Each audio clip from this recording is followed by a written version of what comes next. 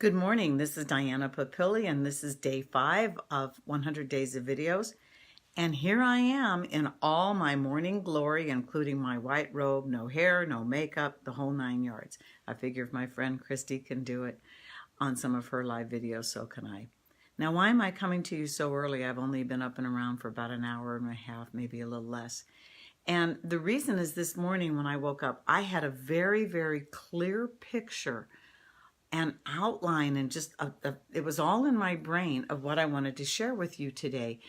And as the as the cacophony of the day is starting, I realized that those thoughts and those words are starting to form a mist, and I don't want them to evaporate with the morning sun.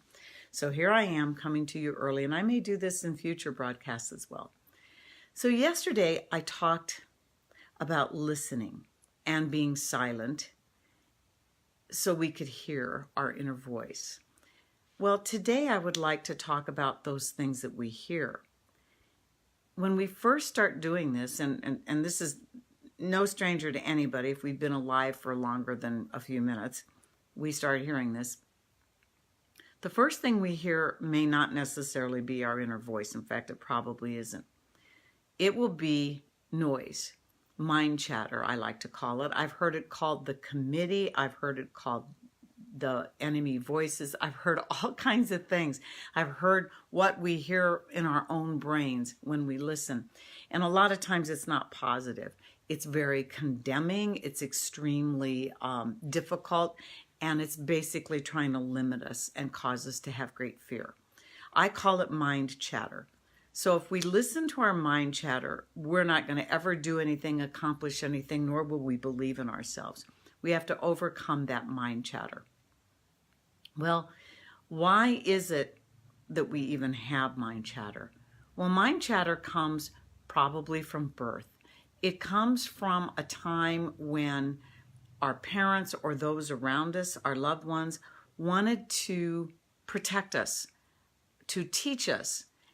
A lot of times it was not ominous, but our young minds interpret this badly.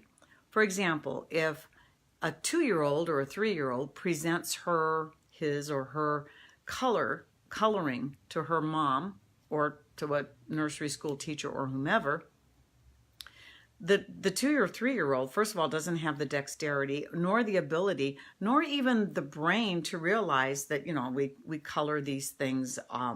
We're coloring Cinderella, we're coloring, the Masters of the Universe, we're coloring them. To them, it's just this beautiful artwork. They see the pictures, they see the work, but they also see their colors and patterns. To them, it's just them exploring them, just exploring their creativity. Well, somebody might say, yeah, but you didn't color, you didn't color the Master of the Universe or whomever, you didn't color Iron Man, or you didn't color Cinderella, or you didn't color, Pocahontas or whatever. You need to color within the lines, and you need to do this and you need to do that. Now, why don't you go back and do it right? They didn't do it wrong, but when a lot of times a child will interpret that as they did it wrong. And if they interpret enough, they will start just believing they always do it wrong. And so mind chatter is always second person. It's you. It's very condemning. It's very critical. But I also believe, and this is just Diana talking, you can take what you like and leave the rest if you don't believe in this. But I also believe our mind chatter stems from a very base part of our brain, that almost aboriginal part from when we were very, very early in our human development. It comes from the fact that way back when we were more tribal or village related, because if we didn't stick with our tribe, our family, our group, we'd die. We'd get attacked by large animals or what have you.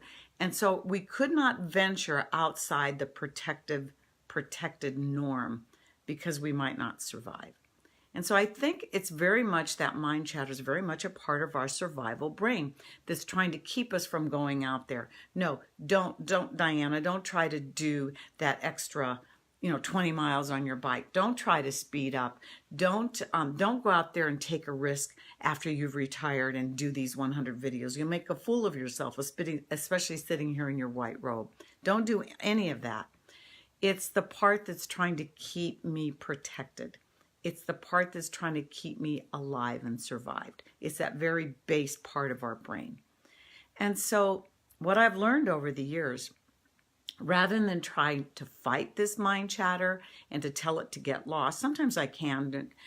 What I've found, rather than making enemies with it, I don't want to make such friends with it that I listen to it too much, but what I've done is just kind of lay it to rest. What I do is I say, thank you. I'll have to consider that warning. That's a very good thing. Thank you for that. Does anybody else have anything to say? Because a lot of times we have a lot of voices, and I'll listen to them and I'll thank them. And then I'll say, okay, now I have this remedy or that remedy, or I'll consider that, or you could be right, or maybe this is what I want to do. Now this sounds strange. I promise you I'm not schizophrenic and I don't hear voices, okay? But at the same time, we all have this mind chatter, and this is how I've learned to deal with it. And then I replace it with a mantra. Sometimes it's acceptance is the only solution to my problems. Other times it's I can do this, or whatever it might be, whatever the moment requires. But one thing I know is this. If I stifle or bury this mind chatter, you see, here's something important to realize. Stifling or burying something, we bury something that's inanimate or that's dead. We bury our dead, we bury treasure, we bury something that is not alive. Mind chatter is very much alive. If we bury our mind chatter, we're not really burying it, we're planting it. And anything that we plant that's alive will grow. And we've all been around long enough to know that if we plant weeds, we aren't going to get roses. So if we bury this mind chatter, that's the same way as planting it, and then it will grow and become bigger, stronger, and more defeating as we go through our lives. So it's just really important not to bury or plant our mind chatter, to deal with it. It's negative. It's not at all positive. To deal with it in whatever way we are most comfortable dealing with. Some people will say, I'm just going to knock it down and ignore it. Great. That's not my approach. If I try to knock something down and ignore it, it just gets bigger and louder and it fights with me. So I've learned to try to just make peace with it. So that's my thought for the day today.